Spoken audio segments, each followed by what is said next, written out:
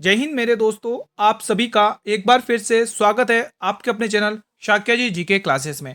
अगर आप लोग कर रहे हैं आरआरबी ग्रुप डी एग्जाम को टारगेट तो बिल्कुल सही चैनल पर आए हो दोस्तों। ठीक है, आप सभी को पता आज हो चुकी है दोस्तों 20 नवंबर। कौन सी दोस्तों? 20 नवंबर हो चुकी है दोस्तों। ठीक है, और जो आपके एग्जाम स्टार्ट है दोस्तों 27 नवंबर से। कितने? 27 नवंबर से। लगभग गिने चुने मात्र आपके पास आज से देखा जाए 6 दिन बचे हुए एग्जाम के लिए दोस्तों। ठीक है, और मैं आपके लिए लेके आऊँ टॉप 100 प्रश्न जो आपके एग्जाम के लिए बहुत ही इंपॉर्टेंट होने वाले हैं। इन्हीं में से आपके एग्जाम में क्वेश्चन देखने को जरूर मिलेंगे। अभी तक हमने जितना भी पढ़ा वो सारा हम रिवीजन करने वाले हैं इस वीडियो के माध्यम से। तो शुरू से लेकर लास्ट तक सभी स्टूडेंट्स देख लेना वीडियो को, सारे क्वेश्चन आपको याद हो जाएंगे। ठीक है, पहला प्रश्न आपकी स्क्रीन पर है। राज्य के नीति निर्देशक तत्वों का उल्लेख भारतीय संविधान के किस भाग में है? बहुत ही महत्वपूर्ण प्रश्न है, आंसर करिएगा कमेंट बॉक्स में। शुरू से लेकर वीडियो को पूरा लास्ट तक देखना और सारे क्वेश्चन आपको याद हो जाएंगे, ये मेरी गारंटी है दोस्तों। ठीक है, तो बस शुरू से अंत तक बने रहे, सारे क्वेश्चन इंपॉर्टेंट है। इसका आंसर आएगा भाग 4। देखो डीपीएसपी की बात करें दोस्तों, ठीक है, नीति निर्देशक तत्वों की बात करें, सबसे पहले पॉइंट आपको यह पता होना चाहिए कि इसको हमने आयरलैंड के संविधान से बोरो किया। किससे? आयरलैंड संविधान। ये क्वेश्चन कॉमन है और हर एग्जाम में चाहे एसएससी का हो चाहे रेलवे का हो बार बार पूछा ही जाता है दोस्तों। ठीक है, अनुच्छेद बताइए, अनुच्छेद पूछ लिए जाते हैं। अनुच्छेद अनुच्छेद बताइए 36 से 51। क्या आर्टिकल है? 36 से 51 है दोस्तों। ठीक है, अब आप मुझे एक कमेंट करके बताइएगा कि जो डीपीएसपी को है उसको दोस्तों संविधान की मूल आत्मा किसने कहा था? प्लीज कमेंट बॉक्स में बताइएगा आप लोग। क्वेश्चन कह रहा है अभी तक वैज्ञानिकों द्वारा पदार्थ की कितनी अवस्थाएं तय की गई? शानदार क्वेश्चन है। 5, 4, 3 या 2 या 1? तो आप हो गए 5 अवस्थाएं तय की गई, ऑप्शन नंबर ए। क्वेश्चन नंबर 3 आपके स्क्रीन पर है। कोंकणी, मणिपुरी और नेपाली भाषाओं को संविधान की किस अनुसूची में शामिल किया गया? One of the best question है भाई साहब, शानदार क्वेश्चन है भाई साहब, ध्यान रखना। 4 स्टार लगा दिए मैंने। बहुत ही महत्वपूर्ण प्रश्न है, रट लो इस प्रश्न को। देखो ये जो भाषा है इनका उल्लेख दोस्तों कौन सी अनुसूची अनुसूची से? छठी अनुसूची। अब दोस्तों आपको ध्यान से सुनना है। अब आपको क्या करना है? ध्यान से सुनना है। आपको सभी को पता है मूल संविधान में कितनी 14 भाषाएं थी। 14 से लेकर वर्तमान में कितनी? 22 हो गई। अब ये 14 से 22 तक का सफर कैसे तय किया? तो यहां से तय किया। आप देखिए, सबसे पहले 15वीं भाषा को ऐड किया, सिंधी भाषा। कौन थी? सिंधी भाषा, जो 21वां संशोधन 1967 के तहत की गई दोस्तों। देखो आपको रिवीजन अच्छे से करना है दोस्तों, क्वेश्चन यहीं से छपेंगे एग्जाम में। अगर आप चाहते हो सिलेक्शन लेना तो ये क्लास पूरी देखो, आपको बहुत बेनिफिट होगा एग्जाम में, हूबहू छपेंगे प्रश्न। ठीक है, 15 भाषा हो गई। उसके बाद आता है 71वां संशोधन 1992 का, जिसके तहत मणिपुरी, कोंकणी और नेपाली भाषाओं को ऐड किया संविधान सूची में। ठीक है, उसके बाद आता है कितनी? 18 हो गई। 18 के बाद 4 भाषाएं और आती हैं। 92वां संशोधन 2003 के तहत बोडो, डोंगरी और मैथाली संथाली भाषाओं को ऐड किया गया दोस्तों। ठीक है, तो यहां से 14 से 22 तक हो चुकी है सारी भाषाएं। तो ध्यान रखना एग्जाम में क्वेश्चन यहां से टपकेगा। निम्न में से किसे भारतीय सांस्कृतिक निधि का अध्यक्ष नियुक्त किया गया? बहुत ही महत्वपूर्ण प्रश्न है, आंसर करेंगे कमेंट बॉक्स में। देखो अभी तक आप लोगों ने वीडियो को लाइक नहीं किया तो आप सभी स्टूडेंट से रिक्वेस्ट है, हम्बली रिक्वेस्ट है, वीडियो को लाइक कर लेंगे जितने भी स्टूडेंट क्लास को देख रहे हैं।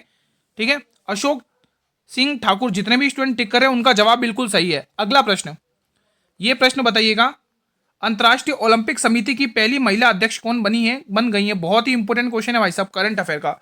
आप लोगों को दोस्तों करंट अफेयर के क्वेश्चन भी एग्जाम में 7-8 क्वेश्चन देखने को मिलेंगे हर शिफ्ट में दोस्तों। ठीक है, तो तैयार रहिएगा। तो यहां पर आप आंसर टिक करेंगे Christie Coventry, option number B will be the right answer. अगला प्रश्न आपके स्क्रीन पर है, क्वेश्चन शानदार है। वेद समाज की स्थापना किस वर्ष में की गई थी? आज मेरा यही उद्देश्य है कि मैं कम समय में आपको बहुत सारे क्वेश्चंस का आज रिवीजन करवा के जाऊंगा। ये मैंने आपको स्टार्टिंग में ही कहा था, है ना? बताएंगे आप लोग, बहुत इंपॉर्टेंट है दोस्तों। देखो 1875 का तो आपको, देखो ये सारा चीज इस बार मैं ज्यादा समय बर्बाद नहीं करूंगा, एक बार टिक करूंगा। वेद समाज की स्थापना किसने की थी? 1864 में श्री धरलू नायडू ने। फिलहाल आपके सामने ये स्क्रीन पर है, वेद समाज की स्थापना श्री धरलू नायडू। याद रखना एग्जाम के लिए बहुत इंपॉर्टेंट है। ठीक है, ब्रह्म समाज की स्थापना 1828 में कलकत्ता में की गई थी। किसने की थी? राजा राम मोहन राय ने दोस्तों। ठीक है, तो राजा राम मोहन राय से रिलेटेड मैं सारा कुछ पढ़ा चुका हूं दोस्तों कि इनको राजा का टाइटल किसने दिया था? अकबर द्वितीय ने दिया था। ये भी क्वेश्चन पूछा जाता है। इन्होंने एक अखबार प्रकाशित किया था दोस्तों, संवाद कौमुदी। अच्छे से सुनो बस आप लोग, आप सभी से रिक्वेस्ट है बस ध्यान से सुनो। ठीक है, 1821 में संवाद कौमुदी अखबार प्रकाशित किया था दोस्तों। कौन सी भाषा में? बांग्ला भाषा में, बहुत पूछा जाता है। 1814 में आत्मीय सभा की स्थापना की थी। ठीक है, फिर उसके बाद 1825 में वेदांत कॉलेज की, मतलब हाँ, वेदांत सोसाइटी की स्थापना की थी। ये भी क्वेश्चन पूछा गया एग्जाम में। ठीक है, तो ये चीजें आपको ध्यान में रखनी है। और 1828 में फाइनली इन्होंने क्या? ब्रह्म समाज की स्थापना की कलकत्ता में। अगर मैं बात करूं 1875 में आर्य समाज की स्थापना किसने की? स्वामी दयानंद सरस्वती। याद कर लो, स्थान भी पूछा जाता है बंबई में, और इन्होंने कलकत्ता में स्थापना की थी। ठीक है, वहीं में रामकृष्ण मिशन की बात करूं दोस्तों, वेल्लूर में इन्होंने स्थापना की थी। किसने? स्वामी विवेकानंद दोस्तों, ध्यान रखना 1897 में। प्रार्थना समाज की स्थापना 1867 में है, बंबई में की गई थी, आत्माराम पांडुरंग ने की थी। आपके एग्जाम में इन्हीं में से एक क्वेश्चन टपकेगा, गारंटी के साथ कह रहा हूं दोस्तों, एक क्वेश्चन इन्हीं में से आपके एग्जाम में टपकेगा। तो आप लोग इसको अच्छे से याद कर लो, स्क्रीनशॉट ले लो, ठीक है। मैं आपके लिए दोस्तों कम समय में दोस्तों देखो ज्यादा ज्यादा कंटेंट लेके आऊं ताकि मैं आपका अच्छे से रिवीजन करवा सकूं। मैंने आपको स्टार्टिंग में ही कहा था आज हमारी ये रिवीजन क्लास है, बिल्कुल मैं आपको पूरा रिवीजन करूंगा जो भी अभी तक हमने पढ़ा है, ठीक है। क्वेश्चन आपकी स्क्रीन पर है, शेवाराय पानिया किस राज्य में स्थित है, बताएंगे आप लोग। गुजरात, छत्तीसगढ़, राजस्थान या तमिलनाडु। देखो कम समय में आपको बहुत सारा रिवीजन करना, ये हमारा काम है भाई साहब, हम आपको पूरा रिवीजन करवाएंगे। बस शुरू से लेकर लास्ट तक क्लास को देखना है, बिल्कुल स्किप नहीं करना है, ठीक है। देखो ये जो सेवाराय की पहाड़ियां होती हैं वो तमिलनाडु में देखने को मिलती है, ठीक है। बढ़े अगले प्रश्न की तरफ चलिए मेरे भाई, अगला प्रश्न आपकी स्क्रीन पर है, चलिए ये प्रश्न देखिए। अब यहाँ पर मैं कुछ इंपॉर्टेंट पहाड़ियां लिखवा के लेके आऊँ, बहुत इंपॉर्टेंट है, ठीक है। जैसे नीलगिरी हिल्स हो गई, अन्नामलाई पहाड़ियां हो गई, पालनी की पहाड़ियां हो गई, ठीक है, काल रायन की पहाड़ियां हो गई, शेवारोय की पहाड़ियां हो गई, यरकोट की पहाड़ियां हो गई, सभी आपको कहाँ देखने को मिलेंगी, तमिलनाडु में, ठीक है। वहीं में और हाँ ये और दे रखी है जैसे येल्लागिरी, कोल्ला हिल्स और काराकोरम हिल्स, बहुत इंपॉर्टेंट है, कहाँ पर, तमिलनाडु में, ठीक है। आंध्र प्रदेश में देख लो पूर्वी घाट में जैसे नल्लामलाई पहाड़ी हो गई, एरामलाई पहाड़ी होगी, पालकोंडा और वेलिकोंडा, बहुत इंपॉर्टेंट है, ध्यान रखना, कई बार एग्जाम में पूछी गई पहाड़ियां हैं ये, ठीक है स्टूडेंट्स। आपको ज्यादा से ज्यादा रिवीजन करना है, जितना रिवीजन करोगे उतना बेस्ट रहेगा। मैंने स्टार्टिंग में कहा आपको रिवीजन अच्छे से कराऊंगा, बस आप लोग भाई मेहनत आप लोगों के लिए जा रही है, ठीक है। अब प्रश्न देख लिए, बहुत शानदार है, मुख्यमंत्री पूछ रहा है कहाँ के, आंध्र प्रदेश के। तो आंध्र प्रदेश के कहाँ के कौन है मुख्यमंत्री बताइए। देखो ये तो आपको दिल्ली टिक करना है, कहाँ की सीएम है भाई, दिल्ली की सीएम है, दिल्ली की, ठीक है, दिल्ली की सीएम है विष्णुदेव साय दोस्तों। ये कहाँ के, छत्तीसगढ़ के, कहाँ के, छत्तीसगढ़, छत्तीसगढ़, छत्तीसगढ़।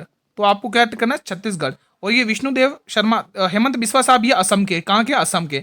लेकिन ये जो चंद्रबाबू नायडू है ये आंध्र प्रदेश के हैं, ऑप्शन नंबर डी। मेरे भाई अगला प्रश्न आपकी स्क्रीन पर है, अच्छा लिख रखा है क्या, चलो कोई दिक्कत नहीं है, देख सकते हैं आप। ये सारे सीएम अच्छे से रट लो, एग्जाम के लिए बहुत ही महत्वपूर्ण है, ठीक है। काजीरंगा राष्ट्र उद्यान किस राज्य में स्थित है, बहुत ही इंपॉर्टेंट क्वेश्चन है, ये भी बताइएगा। असम, गोवा, मध्य प्रदेश या पश्चिम बंगाल। देखो इंपॉर्टेंट है, काजीरंगा हो गया है ना, यहीं पे अगर मैं रायमोना राष्ट्रीय उद्यान देख लूँ, रायमोना हो गया, रायमोना, रायमोना उद्यान भी बहुत पूछा जाता है, रायमोना राष्ट्रीय उद्यान हो गया, प्लस औरंग राष्ट्रीय उद्यान हो गया, औरंग, काजीरंगा, रायमोना, औरंग राष्ट्रीय उद्यान, ये वो उद्यान है जो एग्जाम के लिए अति महत्वपूर्ण असम के हैं दोस्तों उद्यान, ठीक है। तो ये उद्यान, ठीक है, ये कहाँ के हैं, ये सारे राष्ट्रीय उद्यान कहाँ के, असम के हैं, ये आपको ध्यान में रखना, इंपॉर्टेंट क्वेश्चन है। निम्न में से कौन सा शहर गोमती नदी के तट पर स्थित है, बताएंगे आप लोग। देखो गोमती नदी के तट पर अगर बात करें तो अगर देखो मैं पूरे चारों ऑप्शन को डिस्क्राइब करता हूँ दोस्तों। देखो हैदराबाद दोस्तों मूसी नदी के तट पर स्थित है, किस नदी पर, मूसी नदी। लखनऊ आंसर बिल्कुल सही है, गोमती नदी के तट पर स्थित है, ठीक है। अयोध्या दोस्तों सरयू नदी के तट पर स्थित है, किस कौन सी नदी, सरयू नदी। कौन सी नदी है स्टूडेंट, सरयू नदी, आपको ध्यान में रखना है। अब आप मुझे बताइए कानपुर किस नदी के तट पर स्थित है, प्लीज कमेंट बॉक्स में बताइए इसका आंसर, ये प्रश्न बताइए। अब ये भी शानदार क्वेश्चन है, देखो कृष्णा नदी के तट पर कौन सा है, विजयवाड़ा शहर है जो आंध्र प्रदेश का है। हुगली नदी के तट पर कलकत्ता शहर है, पश्चिम बंगाल में है। झेलम नदी के तट पर दोस्तों श्रीनगर है, जम्मू कश्मीर में है। यमुना नदी के तट पर आगरा, दिल्ली शहर ये स्थित है। चंबल नदी कोटा में है दोस्तों, ठीक है, जिससे राजस्थान, ग्वालियर, ठीक है। तो ये सारे आप ध्यान रखना, ये जो चंबल नदी के तट पर ये सारे शहर स्थित है, ठीक है। हाल में ही रितिका हुड्डा ने एशियाई कुश्ती चैंपियनशिप 2025 में कौन सा पदक जीता है, शानदार क्वेश्चन है, बताएंगे आप लोग कमेंट बॉक्स में। इसका आंसर आएगा रजत पदक, ठीक है। मैंने आपको खाली रिवीजन करवाना, मैं स्टार्टिंग में कहा था जितना रिवीजन करोगे उतना बेस्ट रहेगा। कुतुब मीनार की चौथी मंजिल का निर्माण किसने करवाया था, ये तो निर्माण पूछ लिया। अगर मैं आपसे पूछ लूं कि इसको शुरुआत निर्माण किसने करवाया था और पूर्ण किसने करवाया था, शुरुआत देखो यहाँ पे मैं दो क्वेश्चन आपसे पूछूंगा, प्लीज कमेंट बॉक्स में बताइए अगर आपको आता है तो। शुरुआत इसने किसने करवाई थी, शुरुआत, इसकी शुरुआत किसने करवाई थी, प्लीज कमेंट बॉक्स में बताएं। और इसको पूर्ण किसने करवाया था, प्लीज कमेंट बॉक्स में बताइए। दोनों क्वेश्चन के आंसर कमेंट बॉक्स में बताएं। पूर्ण निर्माण, बाकी मैं आपको बता ही दूंगा आंसर, कोई दिक्कत की बात नहीं है ऐसी, ठीक है। देखो अगर मैं शुरुआत की बात करूं तो ऐबक, कुतुबुद्दीन ऐबक, पता है ना दोस्तों, किसका गुलाम था ये बताइए, बताइए ये किसका गुलाम था, प्लीज कमेंट बॉक्स में बताइए। ऐबक ही दोस्तों गुलाम वंश का संस्थापक है, ठीक है। लेकिन वास्तविक संस्थापक तो कोई और है, क्या है, गुलामों का गुलाम। ऐबक का दामाद कौन था, शमशुद्दीन इल्तुतमिश। तो पूर्ण भी किसने करवाया, शमशुद्दीन इल्तुतमिश। देखो इल्तुतमिश से पहले एक आरम शाह था दोस्तों, है ना। तो आरम शाह को क्या किया दोस्तों, इल्तुतमिश ने जूड़ के युद्ध में हरा दिया था, है ना, और गद्दी पर बैठ गया था इल्तुतमिश। इल्तुतमिश आपको ध्यान में रखना दोस्तों, ठीक है। तो पूर्ण देखो शुरुआत किसने करवाया था इस कुतुब मीनार का निर्माण, ऐबक ने, और पूरा किसने करवाया, शमशुद्दीन इल्तुतमिश ने। बहुत बार प्रश्न पूछा गया है। तो चौथी मंजिल का निर्माण करवाया था फिरोज शाह तुगलक, नहरों का निर्माण करवाने वाला, ठीक है। देखो फिरोज शाह तुगलक से एक क्वेश्चन पूछा जाता है दोस्तों, इसने एक विभाग की स्थापना की थी जिसका नाम है दीवान ए वंदगान, दीवान ए वंदगान, एक विभाग था दोस्तों दीवान ए वंदगान। अब ये दीवान ए वंदगान कौन सा विभाग था गुरुजी? तो आप कहोगे गुरुजी ये कृषि सॉरी दास विभाग था, दासों के लिए था। किसके लिए? दास विभाग था। ये कौन सा विभाग था? दास विभाग। कौन सा विभाग था स्टूडेंट? दास विभाग। ये आपको टिक करना है, ठीक है, अगर एग्जाम में क्वेश्चन पूछे तो। सल्तनत काल का अकबर कहा जाता है इसी फिरोज शाह तुगलक को, ठीक है, सल्तनत काल का अकबर कहा जाता है फिरोज शाह तुगलक को। अब देखो शमशुद्दीन इल्तुतमिश से दोस्तों यहां से एक क्वेश्चन आपके एग्जाम में टपकेगा, मोस्ट इंपोर्टेंट है दोस्तों, ठीक है। तो सबसे पहले दिल्ली सल्तनत का वास्तविक संस्थापक, बहुत इंपॉर्टेंट है। इकता प्रथा चलाई थी इसने, बहुत इंपॉर्टेंट है। गुलामों का गुलाम कहा जाता है, सिक्कों पर टकसाल, ये क्वेश्चन बहुत ही इंपॉर्टेंट है, सिक्कों पर टकसाल लिखवाया था। और सबसे इंपॉर्टेंट तो डबल स्टार लगाने वाला क्वेश्चन है ये वाला, जीतल एवं टका मुद्रा। एग्जाम में सीधा पूछा जाता है जीतल एवं टका सिक्कों को किसने चलवाया था? तो आप कहोगे शमशुद्दीन इल्तुतमिश, ठीक है। और मोस्ट इंपोर्टेंट ये भी है, तुर्क ए चहलगानी का गठन किया था, तुर्क ए चहलगानी। सुल्तानगढ़ी का मकबरा बनवाया था, ये भी ध्यान रखना, ठीक है। तो ये इंपोर्टेंट फैक्ट थे। क्वेश्चन नंबर 12, निम्न में से किस मंदिर का निर्माण राजा राम चोल ने करवाया था? तो बिल्कुल समय नहीं देना इसमें, बृहदेश्वर मंदिर, ठीक है। दक्षिण भारत के मंदिर द्रविड़ शैली में, ठीक है। उत्तर भारत के मंदिर बेसर वो कौन नाम है, ये नागर शैली में। और जो मध्य भारत के मंदिर है वो बेसर शैली में, ठीक है, ध्यान रखना। हाल में ही हॉर्नबिल त्योहार किस महीने में मनाया गया है दोस्तों? बहुत ही इंपॉर्टेंट है, दिसंबर महीने में। नोट कर लो, एग्जाम में पूछा जाता है क्वेश्चन। और हॉर्नबिल दोस्तों कहाँ का है दोस्तों? नागालैंड का है दोस्तों। कहाँ का है? नागालैंड का, ठीक है। ये आपको ध्यान में रखना है। नागालैंड के विशेष प्रावधान किस अनुच्छेद में, प्लीज बताइए, मैं पढ़ा चुका हूं आपको। देखो हॉर्नबिल त्योहार नागालैंड का प्रसिद्ध एक, इस दिन राज्य की समृद्ध सांस्कृतिक विरासत का जश्न मनाया जाता है 1 से 10 दिसंबर तक। दिन ध्यान रखो, एग्जाम में पूछा जाता है। नागा जनजाति के द्वारा मनाया जाता है, रट लो इसको, नागा जनजाति के द्वारा ये नागालैंड में मनाया जाता है त्योहार, ध्यान रखना। निम्न में से किस राष्ट्रीय खनिज का विकास निगम अध्यक्ष चुना गया? किसे चुना गया? बहुत इंपॉर्टेंट है, बताइए। इसका आंसर रहेगा Amitabh Mukherjee, option number D. अगला प्रश्न, निम्न में से किसे भारत की पहली महिला विधि सचिव के रूप में नियुक्त किया गया? डबल स्टार लगा लो। अंजू राठी राणा, अंजलि कश्यप, संजना देसाई, स्वाति पाल। तो आप कहोगे Anju Rathi Rana, option number A. अगला क्वेश्चन, स्वतंत्रता प्राप्ति के समय भारतीय राष्ट्र कांग्रेस के अध्यक्ष कौन थे? देखो कांग्रेस वाले टॉपिक तो आपको टिप्स पर याद होना चाहिए, बहुत इंपॉर्टेंट क्वेश्चन पूछे जाते हैं। सरदार वल्लभ भाई पटेल 1931 का कराची अधिवेशन में अध्यक्षता की थी। जेबी कृपलानी इसका सही जवाब होगा दोस्तों, है ना, जेबी कृपलानी दोस्तों, आपको टिक करना है। सही जवाब 1946 में दोस्तों। कौन सा अधिवेशन था दोस्तों? मद्रास अधिवेशन। मद्रास था कि त्रिपुरा? मद्रास ही था, ठीक है। सुभाष चंद्र बोस ने नहीं, इन्होंने दोस्तों पट्टाभी सीतारामैया को हराया था दोस्तों, इन्हें सुभाष चंद्र बोस ने ना। जवाहरलाल नेहरू वाला अध्यक्ष बहुत इंपॉर्टेंट है, मतलब ये अधिवेशन बहुत इंपॉर्टेंट है क्योंकि 1929 में पूर्ण स्वराज की मांग की गई थी दोस्तों, लाहौर अधिवेशन, ध्यान रखना, ठीक है। फिलहाल इसका आंसर ऑप्शन नंबर बी, जेबी कृपलानी। इन्होंने दोस्तों गांधी जी का जो चंपारण मूवमेंट था ना उसमें भी सहयोग किया था, जेबी कृपलानी ने। दक्कन का पठार एक त्रिकोणीय आकार का पठार है और उत्तर में डैश पर्वत से घिरा हुआ है। तो गुरुजी ये सतपुड़ा पर्वत से घिरा हुआ है दक्कन का पठार, ध्यान रखना। भारतीय संविधान के किस अनुच्छेद में नियंत्रक महालेखक परिषद का उल्लेख है? बहुत ही इंपॉर्टेंट है, बहुत ही इंपॉर्टेंट है दोस्तों। के संजय मूर्ति इसके अध्यक्ष है, नोट कर लो। के संजय मूर्ति इसके कौन है अध्यक्ष? के संजय मूर्ति, के संजय मूर्ति कौन है इसके अध्यक्ष है। और इसका जिक्र किस अनुच्छेद में किया जाता है? अनुच्छेद पूछा जाएगा, अनुच्छेद बहुत इंपॉर्टेंट है, 148 अनुच्छेद, आपको ध्यान रखना, बहुत इंपॉर्टेंट है। लेकिन दोस्तों अगर मैं इन ऑप्शन का ट्रीटमेंट करूं तो बहुत इंपॉर्टेंट है ऑप्शन। देखो ऑप्शन में देखो सबसे पहले इसमें हाई कोर्ट का गठन, यानी कि उच्च न्यायालय का गठन, हाई कोर्ट का गठन, उच्च न्यायालय का गठन, हाई कोर्ट का गठन, उच्च न्यायालय का गठन, बहुत इंपॉर्टेंट है। इसमें राष्ट्रपति अध्यादेश जारी करता है, भाई साहब बहुत इंपॉर्टेंट आर्टिकल, रट लो, सीधे एग्जाम में छपेंगे दोस्तों। राष्ट्रपति का क्या? राष्ट्रपति का अध्यादेश जारी, राष्ट्रपति अध्यादेश, शॉर्ट में लिख दूं क्या दोस्तों? शॉर्ट में लिख देता हूं, है ना, अध्यादेश जारी, अध्यादेश जारी। वीडियो को पूरा शुरू से अंत तक वॉच कर लेना, याद करवाने की जिम्मेदारी मेरी है, मैं अपनी तरफ से पूरा बेस्ट दूंगा, 100% दूंगा, आप लोग भी अपना 100% देंगे। इसमें आएगा कौन? इसमें राज्यपाल अध्यादेश जारी करता है, बहुत इंपॉर्टेंट आर्टिकल है दोस्तों, राज्यपाल अध्यादेश जारी करता है इस अनुच्छेद के तहत। यहाँ पर टिक करेंगे राज्यपाल अध्यादेश जारी, राज्यपाल अध्यादेश जारी करता है, ठीक है। तो ये आर्टिकल तीनों चारों अच्छे से याद कर लो, एक ना एक एग्जाम में टपकेगा, ठीक है। अध्यादेश जारी करता है राज्यपाल, ये चारों आर्टिकल्स अच्छे से याद कर लो। इसका आंसर आएगा कैग का आर्टिकल है 148। अगला प्रश्न मेरे भाई आपके स्क्रीन पर है, हाल में ही महाराजा हरि सिंह पुरस्कार 2025 किसे प्रदान किया गया? अति महत्वपूर्ण है, देखो अपॉइंटमेंट वाला टॉपिक और जो भी अवार्ड दिए गए 2025 2024 में इंपोर्टेंट, वो अच्छे से याद कर लेना दोस्तों, ठीक है। इसका आंसर क्या आएगा दोस्तों बताएंगे आप लोग कमेंट करके, होमवर्क में दे दूं क्या आप लोग, कर लोगे? बताइए, कमेंट करके दोगे, होमवर्क में दूं आंसर? प्लीज मुझे कमेंट बॉक्स में बताइएगा दोस्तों।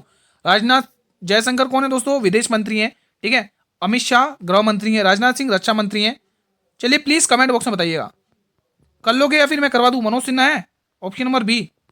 चलो ठीक है, करवा देता हूँ, चलो मनोज सिन्हा है, हटा दो उसको, ठीक है, यहाँ से हटा लेते हैं। 1 मिनट, हट क्यों नहीं रहा है? हट जा, हट गया, चलिए अगला प्रश्न आपके स्क्रीन पर है। क्वेश्चन नंबर 20 बताएंगे, हाल में ही किस भारतीय महिला को times women of the year 2025 शामिल किया गया? बहुत इंपॉर्टेंट है। तो आंसर क्या होगा दोस्तों, बताइए। तो पूर्णिमा देवी वर्मन, ऑप्शन नंबर डी। अगला प्रश्न, मनुष्य के शरीर में इंसुलिन स्त्राव कहाँ होता है दोस्तों? बहुत ही इंपॉर्टेंट है भाई साहब, बहुत ही इंपॉर्टेंट क्वेश्चन आपकी स्क्रीन पर है। अग्नाशय, ऑप्शन नंबर बी। अगला क्वेश्चन, निम्न में से कौन सी नदी ज्वार नद बनाती है? बहुत ही इंपॉर्टेंट है। तो वो नदी कौन सी इस ऑप्शन के अकॉर्डिंग? ताप्ती और नर्मदा, ध्यान रखना, ठीक है। नहीं, ताप्ती है इसमें, ठीक है, इस अकॉर्डिंग ताप्ती है दोस्तों, ठीक है। बाकी महानदी और गोदावरी में आपको पढ़ा चुका हूं दोस्तों। महानदी पर कौन सा बांध स्थित है दोस्तों? हिंट में दे दूंगा, आपको बताना पड़ेगा कौन सा बांध है। हिंट में दे रहा हूं, उड़ीसा के संबलपुर में वो बांध स्थित है। प्लीज कमेंट बॉक्स में बताइए वो कौन सा बांध है। 2025-2026 निर्मला सीतारमण ने कौन सी बार बजट पेश किया है? तो ये 8वीं बार बजट पेश किया है। अगला क्वेश्चन, अब देखिए दोस्तों, ये 2025-26 का ये महत्वपूर्ण बजट है, याद कर लो, एग्जाम में क्वेश्चन आ सकता है, ठीक है। ज्ञान बजट कहा गया, बहुत इंपॉर्टेंट है, ठीक है। ये सारा फैक्ट आपको याद करना है दोस्तों आज ही क्लास में, ठीक है। आज ही क्लास में सारा फैक्ट याद कर लो, देख लो, सारे के सारे इंपॉर्टेंट फैक्ट के साथ 20,000 करोड़ परमाणु ऊर्जा मिशन शुरू किए जाएंगे। बीमा क्षेत्र में 100% एफडीआई को मंजूरी मिली है। नेक्स्ट क्वेश्चन आपके स्क्रीन पर है, यात्रा कहाँ का प्रमुख लोक नृत्य? ये वेरी इंपॉर्टेंट क्वेश्चन है, कई बार एग्जाम में रिपीट हुआ है। सिक्किम, महाराष्ट्र, मध्य प्रदेश या पश्चिम बंगाल? ये जो त्योहार है दोस्तों पश्चिम बंगाल में सेलिब्रेट किया जाता है, बहुत ही इंपॉर्टेंट है, ठीक है, ध्यान रखना। नेक्स्ट क्वेश्चन आपके स्क्रीन पर है, छपेली लोक नृत्य निम्न में से किस राज्य से संबंधित है? छत्तीसगढ़, नागालैंड, हिमाचल प्रदेश या राजस्थान? वेरी इंपॉर्टेंट क्वेश्चन है स्टूडेंट्स, इसका आंसर आएगा छत्तीसगढ़। अगला क्वेश्चन आपके स्क्रीन पर है, हाल में ही अज्ञे स्मृति सम्मान 2025 से किसे सम्मानित किया गया? Very important question for your exam point of view. Rajendra Singh, Uday Prakash, Ashok Vajpeyi या विनोद कुमार शुक्ला? बताएंगे। देखो अब ये एक आध क्वेश्चन तो आपको होमवर्क में मिलेंगे, यहां से आपको पता चलेगा कि आपकी करंट अफेयर कैसी है, ठीक है। प्लीज कमेंट बॉक्स में बताएं, क्योंकि करंट अफेयर का दबदबा तो रहेगा आपके एग्जाम में भी। देखो 2025 में गोल्ड मरकरी पुरस्कार से किसे सम्मानित किया जाएगा? बहुत इंपॉर्टेंट है। दलाई लामा, बराक ओबामा, नरेंद्र मोदी जी या अमित शाह? तो आंसर आएगा Dalai Lama, option number A. अगला प्रश्न आपके स्क्रीन पर है, साधारण नमक का सूत्र बताइए भाई साहब, शानदार क्वेश्चन है, कमेंट करके बताएंगे। HCl, इसको क्या कहते हैं? हाइड्रोक्लोरिक एसिड, NaOH, KOH या NaCl? तो यहां से आंसर होगा NaCl। तो आपको पता चल गया साधारण नमक का फॉर्मूला क्या है दोस्तों? NaCl है। अगला क्वेश्चन मेरे भाई आपके स्क्रीन पर, आरबीआई का मुख्यालय किस वर्ष स्थानांतरित किया गया था? बहुत ही इंपॉर्टेंट क्वेश्चन है दोस्तों, ठीक है। तो पहले तो आप करेंगे 1937 में, अब इसका रिवीजन करेंगे। देखो सबसे पहले इसकी स्थापना 1 अप्रैल 1935 को हुई है। ये सारे फैक्ट मैं आपको ओरल ही रिवीजन करवा चुका हूं, ठीक है। मुंबई में इसका मुख्यालय था, मुख्यालय पहले, अब वर्तमान में मुंबई, पहले कलकत्ता था दोस्तों, है ना। 1937 में इसका हेडक्वार्टर स्थानांतरित किया गया। अभी अपन ने क्वेश्चन सॉल्व किया ना, हंटर कमीशन आयोग की सिफारिश पर, जिसको आप शाही आयोग भी कहते हो, रॉयल कमीशन भी कहते हो। इसका राष्ट्रीयकरण रट लो, डबल स्टार लगा लो, एग्जाम में रिपीट हुआ है कई बार। 1 जनवरी 1950 को इसका नेशनलाइजेशन होता है, ठीक है। और आप देख सकते हो आरबीआई के दो फर्स्ट गवर्नर थे, एसबॉर्न स्मिथ थे, सेकंड गवर्नर जेम्स टेलर है, थर्ड गवर्नर सीडी देशमुख है, और जो वर्तमान 2025 में पहले संजय मल्होत्रा थे, अभी भी संजय मल्होत्रा ये 26वें गवर्नर, ठीक है, ध्यान रखना आरबीआई के। अगला क्वेश्चन आपकी स्क्रीन पर है, क्वेश्चन नंबर 29, जुते हुए खेत के साक्ष्य किस स्थल से पाए गए? कालीबंगा, धोलावीरा, हड़प्पा या मोहनजोदड़ो? देखो जुते हुए खेत मैंने आपको पढ़ाए थे ना दोस्तों, खेती के साक्ष्य कालीबंगा, जिसका शाब्दिक अर्थ क्या था? काली चूड़ियां था। किसने खोज की थी? 1952 में अमलानंद घोष ने इसकी खोज की थी। लोकेशन कहां थी इसकी? लोकेशन गुरुजी राजस्थान के हनुमानगढ़ जिले में। किस नदी के तट पर है? घग्गर नदी के तट पर है दोस्तों। सारे फैक्ट एग्जाम में पूछे गए हैं और आपको ये सारे फैक्ट पता होने चाहिए दोस्तों, ठीक है। अगला क्वेश्चन मेरे भाई आपकी स्क्रीन पर है, पत्थर से बनी हुई नृत्य करते हुए पुरुष की नटराज मूर्ति किस स्थान से पाई गई है? गुरुजी ये पाई गई हड़प्पा से। हड़प्पा के बारे में मैं आपको बता चुका हूं सारे फैक्ट, ठीक है, ठीक है। धोलावीरा आपको पता ही है दोस्तों किस नदी पर है? लूनी नदी पर है। लोथल किस नदी पर है? भोगवा नदी पर है। मोहनजोदड़ो किस नदी पर है? सिंधु नदी पर है। हड़प्पा किस नदी पर है? रावी नदी पर। और रावी नदी का उद्गम कुल्लू घाटी से होता है, रोहतांग दर्रे के पास दोस्तों, ठीक है, रोहतांग दर्रे में, हिमाचल प्रदेश में, ठीक है। और रावी का ऋग्वेद में प्राचीन नाम क्या होता है? अस्किनी, ठीक है। झेलम का वितस्ता, ठीक है। चिनाब और सॉरी अस्किनी, क्या सॉरी मैंने गलत बता दिया, रावी का परुष्णी कहा गया, चिनाब को अस्किनी कहा गया, ठीक है। भारत का एकमात्र तैरता हुआ राष्ट्रीय उद्यान किस झील में स्थित है? बहुत इंपोर्टेंट क्वेश्चन है, न जाने कितनी बार पूछा गया, इसकी तो गिनती नहीं है। बिल्कुल लोकटक झील। और लोकटक झील दोस्तों कहां पर है दोस्तों? आपको गुरुजी ओडिशा में है, कहां, सॉरी ओडिशा क्या, ये वो वहां पे, माफी चाहता हूं मैं, ये लोकटक झील मणिपुर में, मैं क्या करवा रहा हूँ, माफी चाहता हूँ, मणिपुर में है दोस्तों। कहां पर है? मणिपुर में है। पुलिकट झील आंध्र प्रदेश की है दोस्तों, ध्यान रखना। पुलिकट झील कहां की है? आंध्र प्रदेश की है, इंपोर्टेंट है। एकमात्र भारत की सबसे लवणता वाली झील राजस्थान की सांबर झील है, ध्यान रखना। भारत की सबसे बड़ी खारे पानी की झील चिल्का झील ओडिशा की है, ध्यान रखना, ठीक है। फरवरी 2025 में संयुक्त सैन्य अभ्यास एक्यूरिन भारत और किस देश के मध्य हुआ? बहुत इंपॉर्टेंट है, ये मालदीव के मध्य हुआ, मालदीव। ठीक है, ध्यान रखना। ये प्रश्न बताइए, कोमोडो का 55वां संस्करण किस देश में आयोजित हुआ है? बहुत इंपॉर्टेंट है दोस्तों, बताइए। तो ये इंडोनेशिया में आयोजित हुआ है, ध्यान रखना। ऑप्शन नंबर डी इसका सही जवाब है। अगले 5 वर्षों में कितनी अटल टिकरिंग लैब खोली जाएंगी? बजट के अकॉर्डिंग है 20,000 लैब खोली जाएंगी। अभी बताया था ना दोस्तों, 20,000 है कि 50,000? माफी चाहता हूँ, मैंने 20,000 कहाँ करवा दी, 50,000 होगा इसमें। 50,000 लैब खोली जाएंगी इस बार। Option number D. चलिए मेरे भाई अगला प्रश्न, अगला प्रश्न हम आपकी स्क्रीन पर लेने जा रहे हैं। ये प्रश्न आपकी स्क्रीन पर अगला, बताइए, इसका रिवीजन करते रहो अच्छे से। अरुणाचल प्रदेश के पूर्व में कौन सा देश स्थित है? इंपॉर्टेंट क्वेश्चन है। अब ये तो आप लोग मुझे कमेंट करके बताइए लोगों, इजी क्वेश्चन है। इसका तो आंसर प्लीज मुझे कमेंट बॉक्स में बताइएगा आप लोग, ठीक है। अगर जिसको मैप का अच्छे से ज्ञान है वो फटाफट से कर देगा इसका आंसर। सुनीता विलियम्स कितने दिनों तक भारत में वापस लौटी थी? बिल्कुल 286 डेज के बाद, ठीक है, ध्यान रखना। चलिए मेरे भाई अगला क्वेश्चन आपके स्क्रीन पर है। जब लड़के पंजाब के पारंपरिक लोक नृत्य भांगड़ा करते हैं तो लड़कियां अक्सर कौन सा नृत्य करती है? जब लड़के भांगड़ा करेंगे तो लड़कियां गिद्दा नृत्य करेंगी। Option number D will be the right answer. हाल में ही वेल्थ रिपोर्ट 2025 किसने जारी की है? शानदार क्वेश्चन है। तो ये जारी करी है नीट फ्रंक ने, नीट फ्रंक ने। ऑप्शन नंबर ए। राजकोषीय स्वास्थ्य सूचकांक 2025 में कौन सा भारतीय राज्य शीर्ष पर रहा है भाई साहब? बहुत ही इंपोर्टेंट है। ओडिशा, मध्य प्रदेश, झारखंड या केरल? सभी स्टूडेंट्स बताएंगे। इसका आंसर गुरुजी होगा ऑप्शन नंबर ए, ओडिशा। ठीक है, ओडिशा। अगला प्रश्न, अब आप देख सकते हैं बहुत इंपोर्टेंट फैक्ट आप देख सकते हैं, 2025 का भी है, 2024 का है। ग्लोबल फायर पावर इंडेक्स 2025 में भारत की रैंक क्या है? भारत की रैंक गुरुजी एक मतलब 4th नंबर पे भारत। ग्लोबल हंगर इंडेक्स 2024 में भारत 105वीं रैंक पर है। ग्लोबल जेंडर गैप इंडेक्स 2025 में भारत 129वीं रैंक पर है।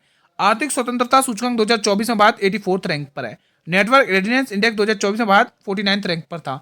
सतत विकास सूचकांक 2024 में भारत 109th रैंक पर था। सारे फैक्ट याद है रखना, ठीक है। संयुक्त सैन्य अभ्यास अग्निवीर अग्नि वॉरियर का 13वां संस्करण कहां पर संपन्न हुआ? बहुत ही इंपोर्टेंट है भाई साहब। तो ये संपन्न हुआ महाराष्ट्र के देवलाली में। कहां पर संपन्न हुआ? महाराष्ट्र के देवलाली में। कहां पर? महाराष्ट्र के देवलाली में दोस्तों, ठीक है।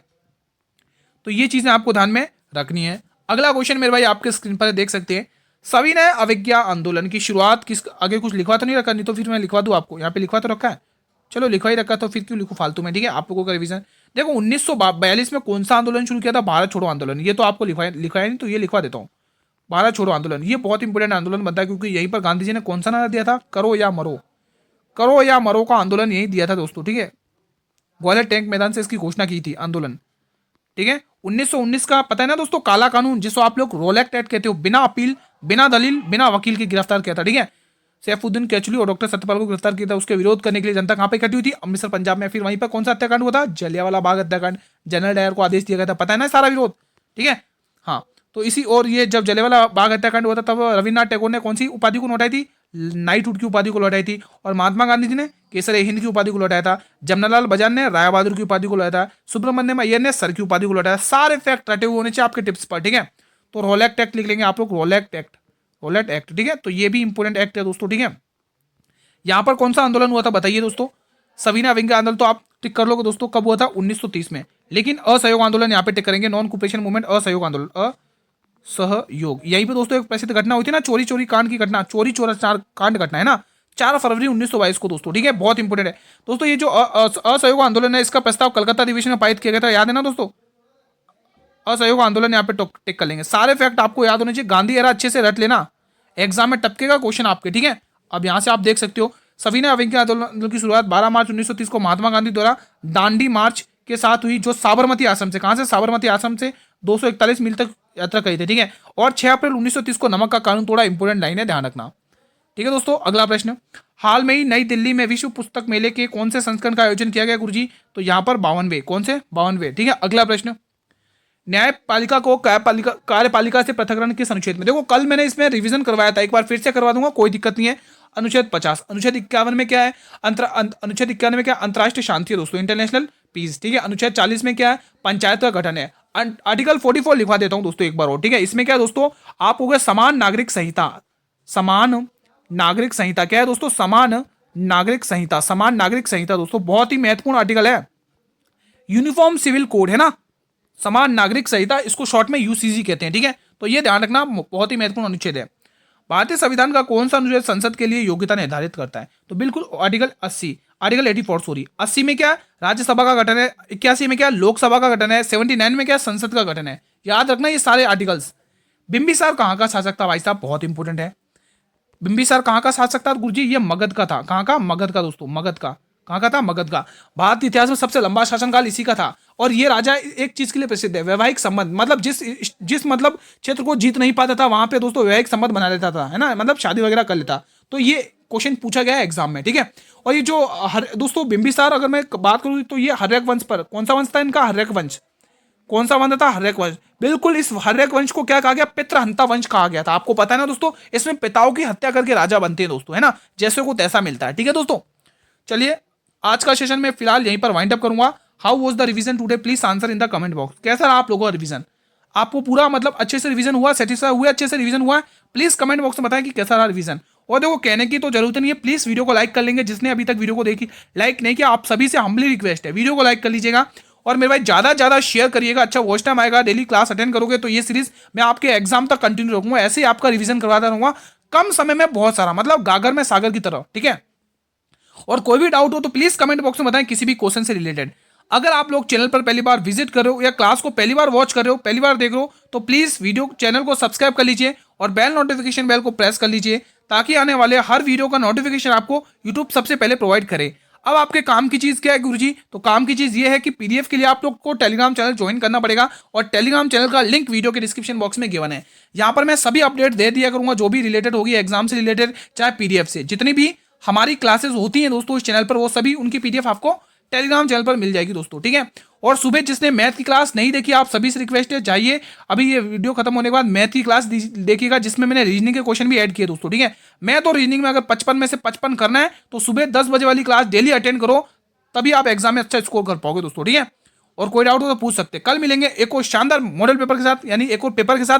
तब तक मेरे भाई तैयारी करते रहिए, धन्यवाद।